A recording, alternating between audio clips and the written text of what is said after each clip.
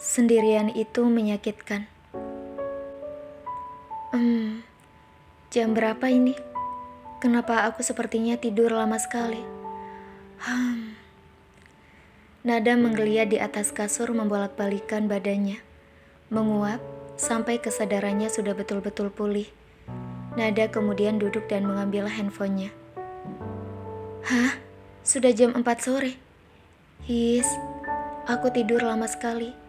Pantas perutku terasa lapar. Apa ada makanan di villa ini ya? Klek.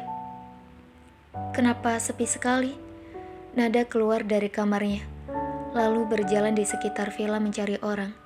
Tapi tak ada satupun orang di dalam sana. Duh, aku lapar banget lagi.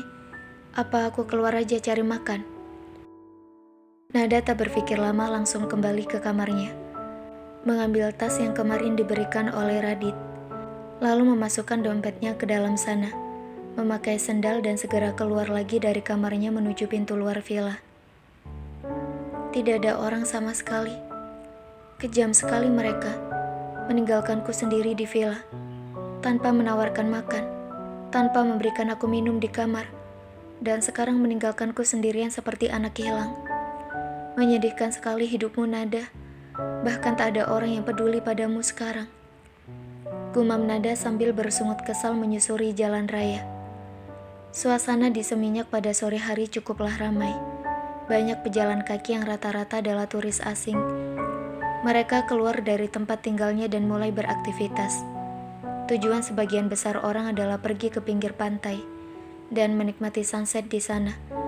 Mereka juga biasanya mampir ke toko-toko di pinggir jalan untuk melihat souvenir dan berbelanja produk khas Bali, menukar uang, mencari makan, dan sekedar berjalan-jalan menikmati sore. Hiruk-pikuk wisatawan di Seminyak semakin sore semakin padat. Sebagian besar orang-orang ini mereka jalan pasti sama pasangannya. Wajah mereka terlihat sangat bahagia, dan mereka menikmati perjalanan mereka di Bali. Hanya aku yang seperti anak hilang sendirian, gak tahu mau ngapain. Gak tahu mau kemana, keliling gak jelas. Lihat menu makanan di sekitar sini, semuanya pakai bahasa Inggris, dan harganya juga mahal-mahal. Masa nasi goreng aja 70.000, belum termasuk pajak. Aku sama Dewa beli nasi goreng di pinggir jalan cuma 10.000. Itu pun udah banyak banget. Di mana ya aku cari makanan yang murah? Kalau bukan karena haus sekali, dari pagi aku belum minum. Aku tidak akan beli air mineral 600 ml dengan harga 6.000. Di kampusku uang segitu aku bisa beli 3 botol. Kenapa mahal sekali sih semua di sini? Nada terus melangkah mengikuti langkah banyak orang menuju ke arah pantai, berharap ada makanan yang bisa dibelinya dengan harga wajar. Pantai Double Six Seminyak. Nada mengeja nama petunjuk menuju ke arah pantai. Wah, namanya keren juga ya. Semua di sini banyak yang pakai bahasa Inggris. Kalau aku tinggal di sini lama-lama bahasa Inggrisku juga bagus dong. Aku bisa ngelamar kerja di London setelah lulus kuliah. Hahaha. Menghayal terus. Kapan kamu akan sadar, Nada? Nada memprotes dirinya sendiri sambil jalan menuju ke arah pantai melihat ada payung berwarna-warni yang diisi banyak sekali turis asing yang sedang duduk bersantai di pinggir pantai. Di bawah payung tersebut, ingin rasanya Nada juga duduk di sana, tapi diurungkan niatnya karena untuk duduk di sana, mereka harus memesan 1 buah minuman minimal. Selain itu, Nada juga tidak ada teman. Daripada duduk sendirian, Nada memilih untuk jalan-jalan di sepanjang pantai, melihat deburan ombak, luasnya cakrawala, keramaian orang yang terlihat bahagia sedikit menghibur Nada dan membuatnya tersenyum. Mbok, panggilan Mbak untuk wanita Bali. Lihat, di sana ada pasangan pengantin yang gak jadi nikah, dan calon suaminya mau ninggalin calon istrinya. Seorang wanita usia sekitar 3 atau 5 tahun di atas Nada, datang menghampiri temannya, mendekati kerumunan orang seperti menonton keributan. Wah, sayang sekali udah jauh-jauh ke Bali mau nikah, terus mereka batalkan pernikahan. Dasar orang gila. Memang semua orang kaya itu gila kali ya? Apa mereka nggak punya otak? Kerjanya buang-buang uang doang? Nada mengomel sendiri sambil pikirannya mengingatkan dia kepada Radit lagi. Dan langkah kakinya mendekat ke arah kerumunan ingin tahu juga apa yang sedang terjadi di dalam kerumunan itu.